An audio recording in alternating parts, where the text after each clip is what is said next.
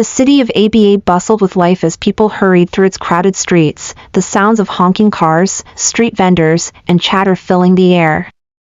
But amidst the vibrant energy lay an undercurrent of fear, a sense that not everything was as it seemed. As Dr. Chika Nwosu sat in her office, the glow of her computer screen illuminating her worried face, a news alert flashed across her screen. A 10-year-old girl named Adiz had gone missing from her neighborhood. Dr. Chika, a child psychologist renowned for her work in trauma recovery, felt a chill run down her spine.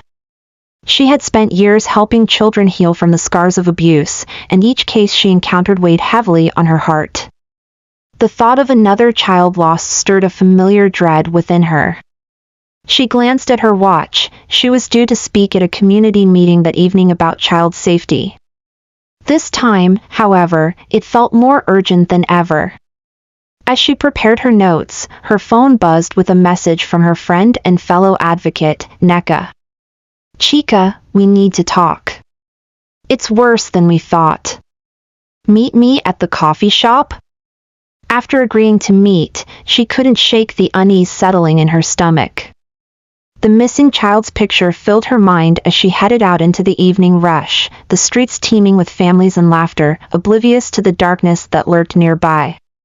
When Dr. Chika arrived at the coffee shop, Nneka was already there, her eyes wide with concern.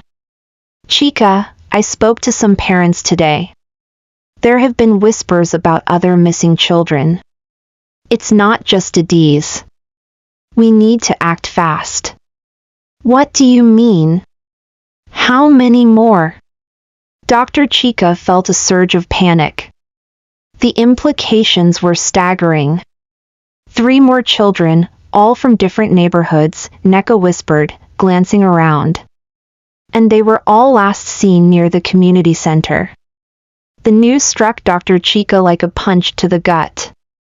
The community center, known for its after-school programs, had always been a safe haven for children. "We need to address this at the meeting tonight," she said, determination setting in. "We can't let fear silence us. We need to protect our children." But as they strategized, a figure loomed in the corner of the coffee shop, watching them intently. Unbeknownst to them, the very person they were discussing was already planning his next move. Dr. Chika spent the next few days researching child molestation statistics in Nigeria. What she found was alarming. Reports indicated that nearly 1 in 4 children experienced some form of sexual abuse before the age of 18. Most of these cases went unreported, shrouded in shame and fear. On the day of the community meeting, the atmosphere was thick with anxiety. Parents shuffled into the local hall, their faces etched with worry. Dr. Chika stood at the front, ready to present her findings. As she began speaking, she could feel the tension in the room. "We cannot ignore the reality of what is happening in our community," she stated firmly. "Child abuse is not just a personal tragedy, it is a societal problem that we must confront together." She shared statistics and stories, but she was met with skepticism from some attendees.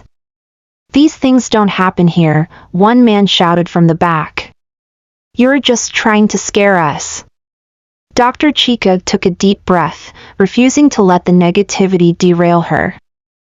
"I understand your fear, but we cannot afford to turn a blind eye. Every child deserves to feel safe."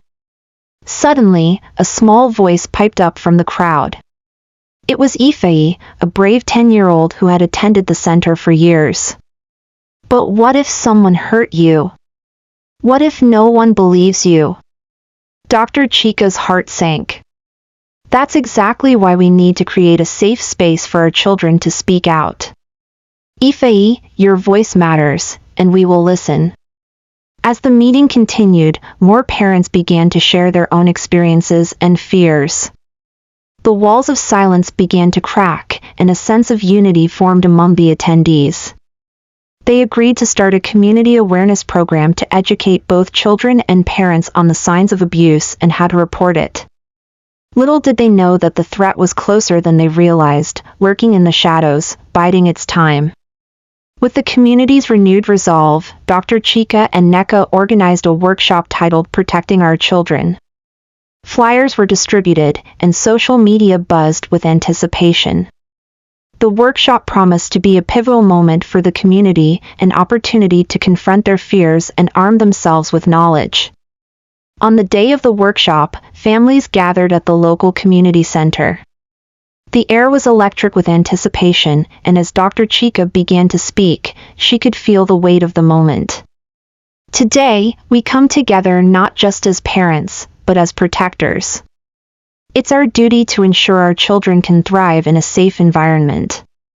She outlined practical steps for recognizing signs of abuse and creating open lines of communication with children. Let them know it's okay to talk about their feelings and that they will always be believed, she urged. As she spoke, a dark figure watched from the back of the room. The same figure that had been lurking in the coffee shop now sat quietly, concealed in a hoodie. He blended in, but his intentions were sinister. After the workshop, a young girl approached Dr. Chika, her face pale and frightened. "I saw something at the center," she whispered. "I don't know if I should tell." "Tell me what you saw," Dr. Chika urged gently, kneeling to meet her eye level.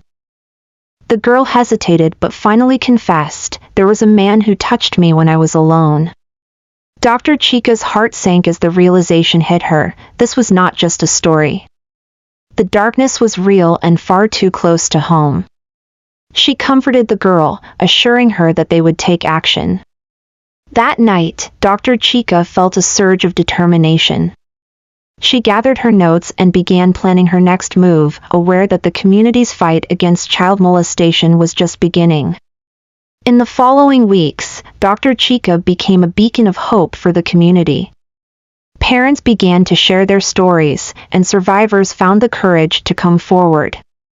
The atmosphere was shifting, people were finally talking about the unthinkable. One evening, during a follow-up meeting, Ife stood up again. "Can we do something more? I don't want anyone else to feel like I did," she implored. Inspired by Ife's courage, Dr. Chika decided it was time to organize a series of support groups for survivors of abuse. They would provide a safe space for healing and understanding. Just as the meeting ended, a familiar face appeared at the door. It was Adi's mother, Mrs. Obi. Tears streamed down her face as she spoke. "I don't know what to do. My daughter, she's missing, and I feel so helpless."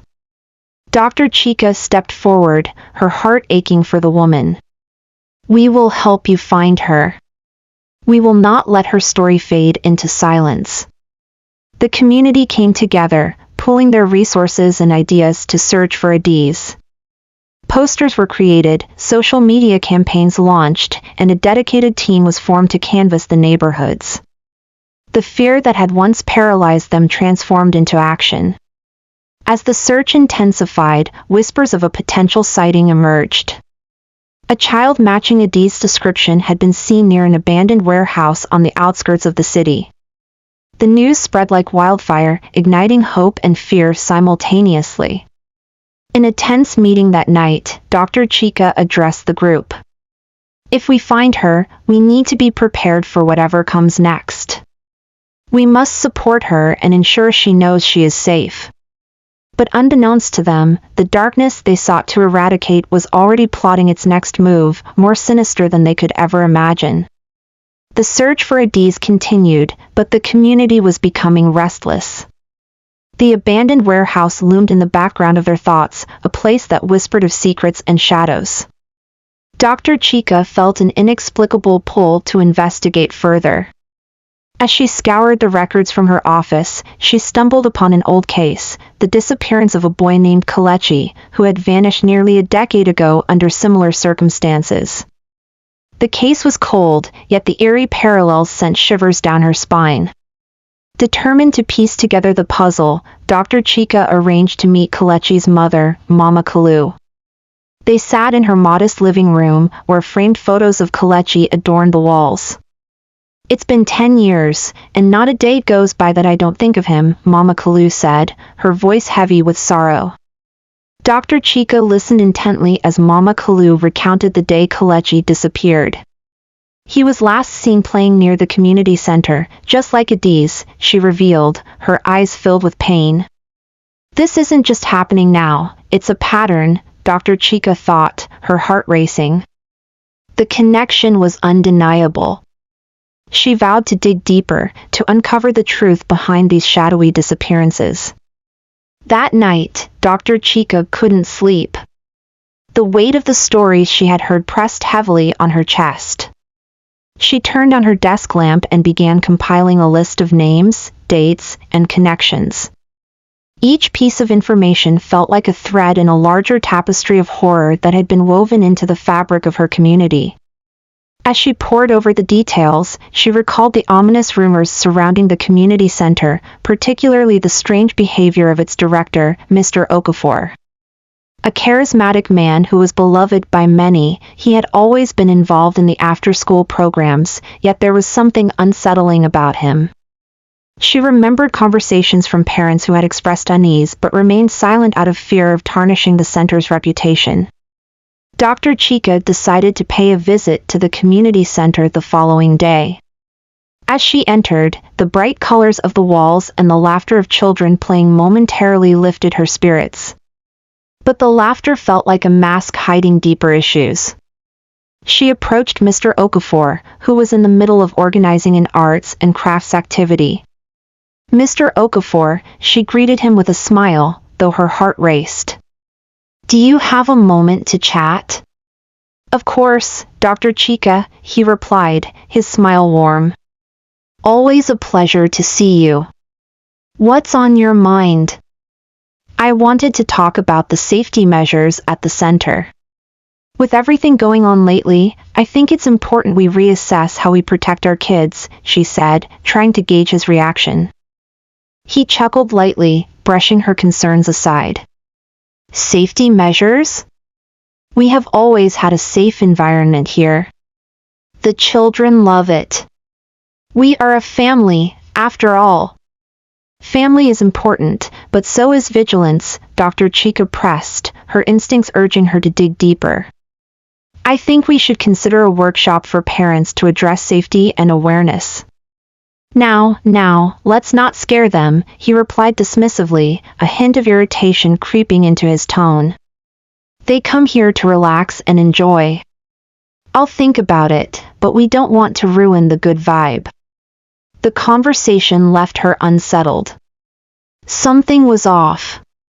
Dr. Chica left the center with more questions than answers, her mind racing with possibilities. The echoes of Kelechi's and Adiz's cases loomed larger in her thoughts. It was clear that she needed to explore the center's history further.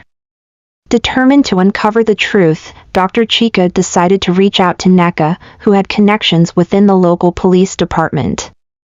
They met at a quiet cafe, the air thick with anticipation. "I need you to dig into past reports related to the community center," Dr. Chica urged, her voice low. "There's something not right about Mr. Okafor. I can feel it." Nneka nodded, her expression serious. "I'll see what I can find. But we need to be careful, Chica. If he's connected to anything, we could be putting ourselves at risk." That evening, Dr. Chica went home and began her own research, searching for any articles, reports, or cases tied to the center. As she clicked through pages of news archives, she stumbled upon a troubling article from several years back about an incident involving a volunteer at the center who had been accused of inappropriate behavior. The article had been buried quickly, and the case had seemingly vanished. Her heart raced as she read the details. The volunteer had left the city shortly after the allegation surfaced, and no one had ever spoken of it again. Dr. Chica knew she had to find out what happened to him. This could be the missing link. The next morning, armed with this new information, she headed to the local police station. Nneka was waiting for her, a stack of documents on the table in front of her. "I found something," Nneka said, her voice barely above a whisper. There were multiple reports filed against Mr. Okafor over the years, mostly complaints about inappropriate comments and uncomfortable interactions with children. But nothing was ever done. Dr. Chika felt a cold sweat break out on her brow. Why didn't anyone take action? Politics, power, and fear, Nneka replied, her voice thick with frustration. He has connections, and no one wants to ruffle feathers. But it gets worse. There are rumors of a deeper network, involving several prominent figures in the community. The realization hit Dr. Chika like a tidal wave. This was bigger than she had anticipated. We have to do something, she insisted. If there's a network of abuse, we must expose it. We need to gather more evidence first, Nneka cautioned. Going in guns blazing could jeopardize everything. We need a solid plan. As they strategized, the tension in the room grew palpable. They knew the risks they faced, but the stakes were too high to turn back now. With a plan in place, Dr. Chika and Nneka began to gather evidence discreetly. They reached out to survivors and parents, carefully documenting their stories and experiences while ensuring they felt safe sharing their truths. The more they uncovered, the more the web of abuse became apparent. Children spoke of strange encounters, adults who had crossed boundaries, and an overwhelming sense of confusion about who they could trust. The stories were heartbreaking, yet they reinforced the urgency of their mission. One evening, after a long day of interviews, Nneka pulled out a map of the city and laid it across Dr. Chika's dining table. Look at this, she pointed to a cluster of incidents that all connected back to the community center.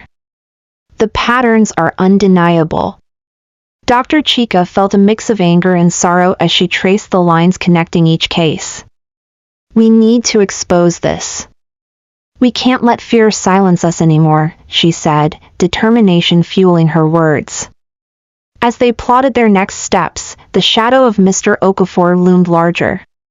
Dr. Chika decided it was time to confront him directly. They needed to shake the foundations of his power and challenge the status quo. That weekend, a community festival was scheduled at the center, and Dr. Chika planned to speak out. It would be the perfect opportunity to raise awareness and rally the community behind their cause. However, as she prepared her speech, the ominous feeling of being watched returned. She glanced out her window and saw a figure standing across the street, watching her intently. The stranger disappeared before she could fully register his features, but a shiver ran down her spine. The day of the festival arrived, bright and sunny, with children laughing and families milling about the community center. Dr. Chika's heart raced with anticipation as she stepped onto the stage, the crowd's murmur quieting as she began to speak. Thank you all for coming today, she started, her voice steady. I want to talk about something that affects us all, even if we don't want to believe it. As she spoke, she laid out the statistics on child abuse, recounting the stories of those who had come forward. Her words hung heavy in the air, and a palpable tension filled the space. We must come together to protect our children and create an environment where they can feel safe, she urged, her gaze scanning the crowd. We can no longer be silent.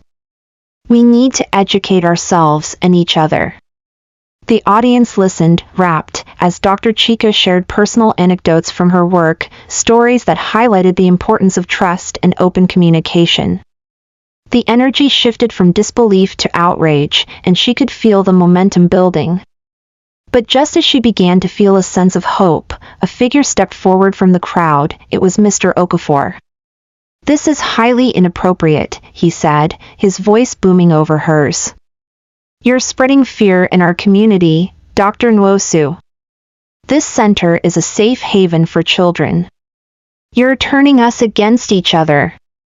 Mr. Okafor, Dr. Chika said firmly, this is not about fear, it's about protection.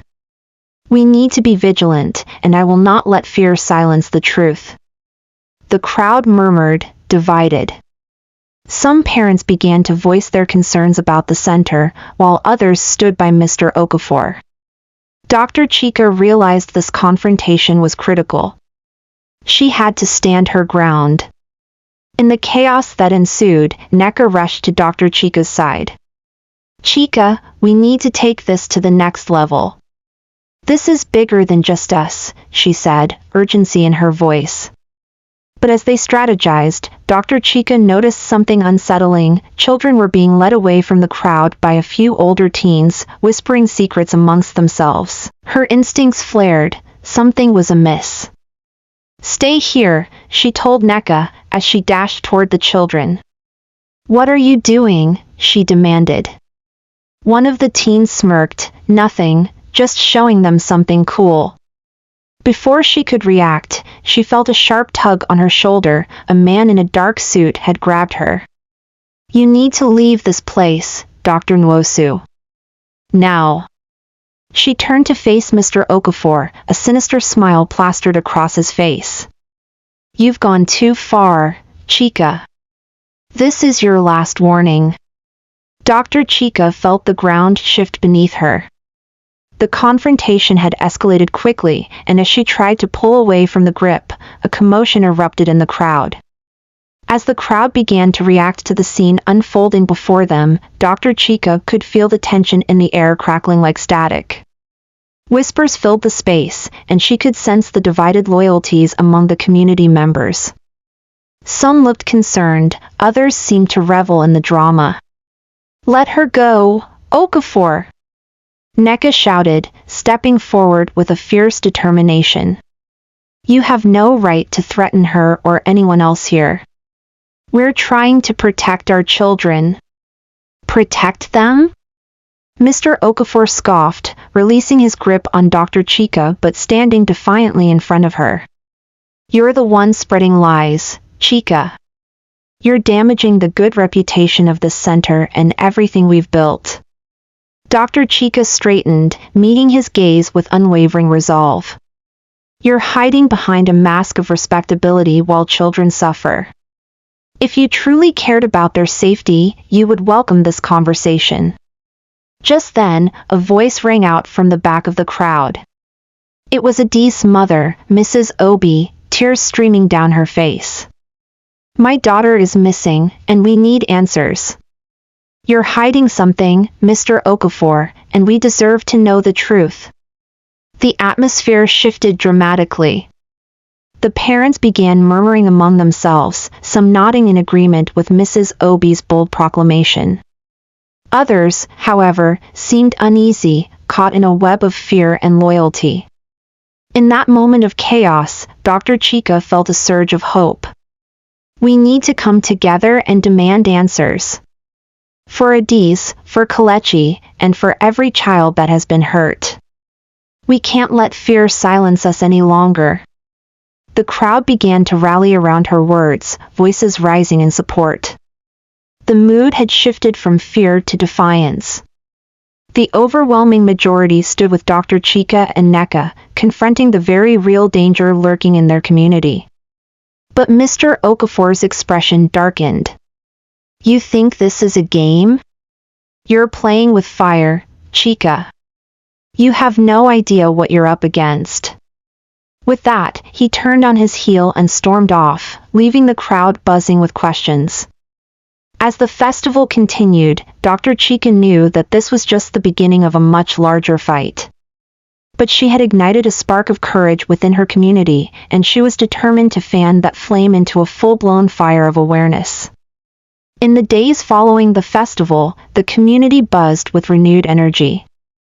Parents began to approach Dr. Chika and Nneka, eager to contribute to the cause. Support groups flourished, and survivors found a safe space to share their stories without fear of judgment. Dr. Chika and Nneka met every evening to strategize their next steps. They needed to gather more concrete evidence to confront Mr. Okafor and dismantle the network of abuse that seemed to plague their community. Nneka utilized her contacts in the police department to access past incident reports related to the community center. As they sifted through pages of documentation, patterns began to emerge. Chica, look at this, Neka said, pointing to a series of complaints filed against various volunteers at the center, including the previously mentioned volunteer who had been accused of inappropriate behavior. Dr. Chica examined the names closely, noting that several of them were linked to Mr. Okafor. It's like a circle of silence, she muttered, her heart racing. They're protecting each other. Their investigation took a significant turn when they discovered a name they hadn't expected, a local businessman named Chief Nduka, a respected figure in the community known for his philanthropic efforts. Why is he involved in this? Neka wondered aloud. We need to find out what ties him to the center and Mr. Okafor. The duo decided to visit the local library, where they hoped to find news articles or records that might provide more context about Chief Nduka's relationship with the center. As they combed through archives, Dr. Chica felt an unsettling sense of foreboding. Then, they stumbled upon an article detailing a large donation made by Chief Nduka to the community center just a year before Kelechi's disappearance. This is it, Dr. Chica breathed, excitement and fear mingling within her. If we can connect the dots, we might uncover the truth behind the network. As they prepared to leave, Neka noticed a familiar face lurking nearby, a young woman with a nervous demeanor. Do you recognize her? Neka whispered. Dr. Chica squinted, then her eyes widened in realization. It was one of the teens who had led the children away during the festival. Neka approached the girl cautiously. Excuse me, can we talk to you for a moment? The girl hesitated but eventually nodded, glancing around nervously. I'm just looking for some books, she stammered. Is everything okay? Dr. Chica asked gently. You seem a bit anxious. I don't want to get involved, the girl said quickly, her eyes darting around the library. They'll know if I say anything. Who will know? Neka pressed, sensing that the girl held crucial information. Mr. Okafor and Chief Nduka, she whispered, her voice trembling. They're involved in things you don't understand. Just leave it alone. Before they could ask anything else, the girl turned and fled the library, leaving Dr. Chica and Neka stunned. What did she mean by involved in things you don't understand?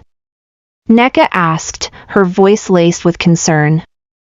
I don't know, Dr. Chica admitted, her mind racing. But we need to find her again. She could be our key to unraveling everything. Fueled by a new sense of urgency, Dr. Chica and Neka set out to locate the young girl. They visited the local hangouts, speaking with other teens in hopes of finding someone who knew her. After several hours of searching, they finally received a lead from a group of girls at a nearby park. She hangs out at the skate park sometimes, one of them said, glancing around nervously. But I wouldn't go there alone. You know how the older guys are.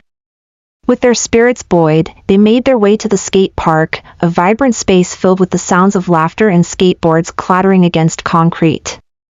As they scanned the area, they spotted the girl sitting on a bench, nervously scrolling through her phone. Hey! We're back! Neka called out, waving her hands as they approached. The girl looked up, her expression shifting from surprise to fear. What do you want? She asked defensively, glancing around as if expecting someone to appear. We just want to talk, Dr. Chica replied, keeping her tone gentle. We're not here to hurt you. We need to understand what you meant the other day. Reluctantly, the girl nodded and followed them to a quieter spot away from prying eyes. Okay, but you have to promise not to say anything, she insisted. They'll know if I talk. We promise, Dr. Chica assured her. We're just trying to help. I'm Chinyere, the girl said, her voice barely above a whisper. I used to hang out at the center. I saw things I shouldn't have. What did you see? Neka urged, leaning in closer. Chinyere hesitated, her eyes darting around nervously. There are meetings, secret meetings with Mr. Okafor and Chief Nduka. They talk about kids. About getting them to trust them. They think they're invincible because of their power. Dr. Chika felt a knot form in her stomach. What do you mean? Are they abusing children? Yes, Chinyere replied, her voice shaking. They're part of something bigger, something dangerous. They use the center to lure kids in, and then, they hurt them. I saw it happen to a few girls. Tears welled in her eyes. I wanted to help, but I was scared. I still am. Dr. Chika's heart broke for the young girl. You're very brave for telling us this, Chinyere. We need to gather evidence, but we need your help. Chinyere nodded, swallowing hard. I'll do whatever it takes. I want to help the kids. As they made plans to gather more information, Dr. Chika felt a renewed sense of purpose. They were on the brink of exposing a horrifying truth, but they needed to proceed carefully. The danger was real, and they were dealing with powerful individuals who wouldn't hesitate to protect their interests. The following days were a blur of activity. Dr. Chika and Nneka met with Chinyere regularly, gathering information and devising a plan to document what they uncovered. The sense of urgency grew as they realized how close they were to exposing the dark underbelly of their community. With Chinyere's help, they mapped out the times and locations of the secret meetings, ensuring they would have witnesses and evidence to back their claims. They also reached out to local journalists, hoping to gain media coverage once they had enough information. But as they delved deeper, they felt the pressure mounting. Rumors circulated that Mr. Okafor was aware of their investigation, and the atmosphere in the community grew tense. The threat of retaliation loomed over them like a dark cloud. One evening, as Dr. Chika reviewed her notes at home, her phone buzzed. It was a text from Nneka, "We need to meet. Urgent." Dr. Chika's heart raced as she quickly gathered her things and headed out to their usual spot, a small coffee shop that had become their safe haven. When she arrived, she found Nneka pacing nervously by the entrance. "What's going on?" Dr. Chika asked, concerned. "I just came from a meeting with Chinyere. She told me that someone's been watching her." "Mr. Okafor's men are onto us," Nneka said, her voice low and urgent. "We have to be careful." Dr. Chika felt a chill run down her spine. "What do you mean? What did she say?" Chinyere overheard them discussing plans to scare her into silence. "They know we're investigating, and they won't stop at intimidation." Nneka paused, biting her lip. "I think we need to involve the police. They might be able to provide protection." Dr. Chika shook her head.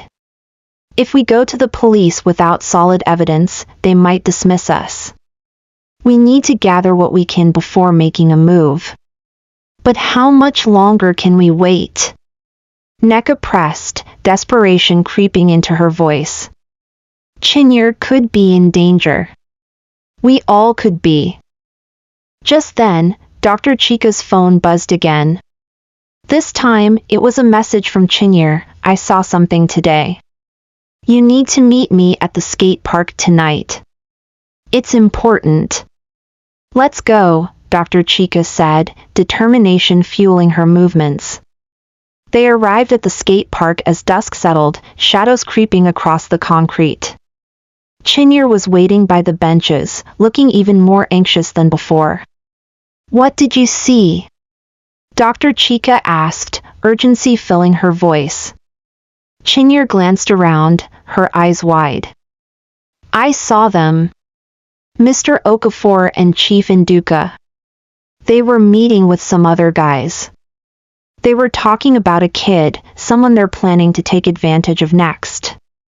Dr. Chika's heart sank. "Did you get any details?" A name? No, but they mentioned a pickup and something about keeping it quiet.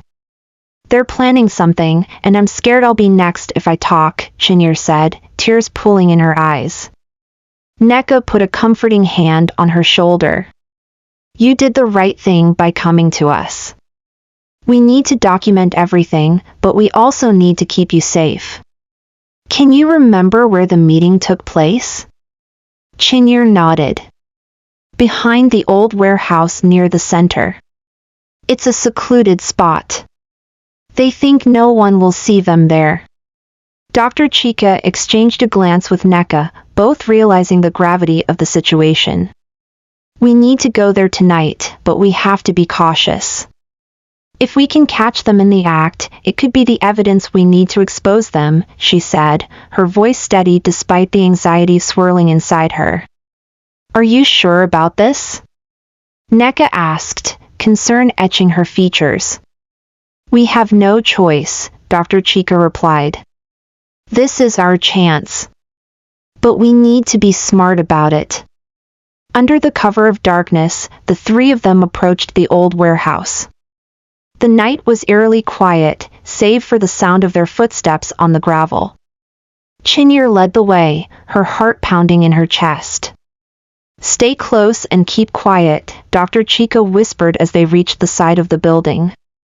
They peered through a crack in the boarded-up windows and saw Mr. Okafor and Chief Nduka inside, engaged in conversation with two other men. They're right there, Chinyer breathed, her voice barely a whisper. Dr. Chika pulled out her phone, activating the recording function. This is it, she murmured, her eyes fixed on the scene before her. As they watched, Mr. Okafor gestured animatedly, clearly agitated. We can't let this get out. If the community hears about this, we're finished. We need to handle the situation discreetly. What about the girl? One of the men asked. She's a loose end. Don't worry about her, Chief Nduka replied coolly. I have a plan. We'll make sure she disappears, and no one will ever know what happened. Dr. Chika felt a surge of nausea at their words, but she kept the camera rolling, capturing every horrifying moment. We have to get out of here, she whispered urgently. This is worse than we thought. Just as they were about to retreat, the door to the warehouse creaked open, and a figure stepped out, a young girl, no older than 12, looking frightened and lost. Please, I just want to go home, she cried, her voice breaking. Shut up, one of the men yelled, grabbing her roughly. You'll do as you're told. Dr. Chika's blood ran cold. We can't just stand by, she whispered fiercely. We have to help her. Nneka nodded, her face set with determination. On 3, we rush in. We can't let them take her. Okay, Dr. Chika agreed, her heart pounding in her chest. 1, 2, 3. They burst through the door, their adrenaline fueling them as they rushed toward the scene. The men turned, shock flashing across their faces. Let her go! Dr. Chika shouted, stepping forward. You're not taking anyone else.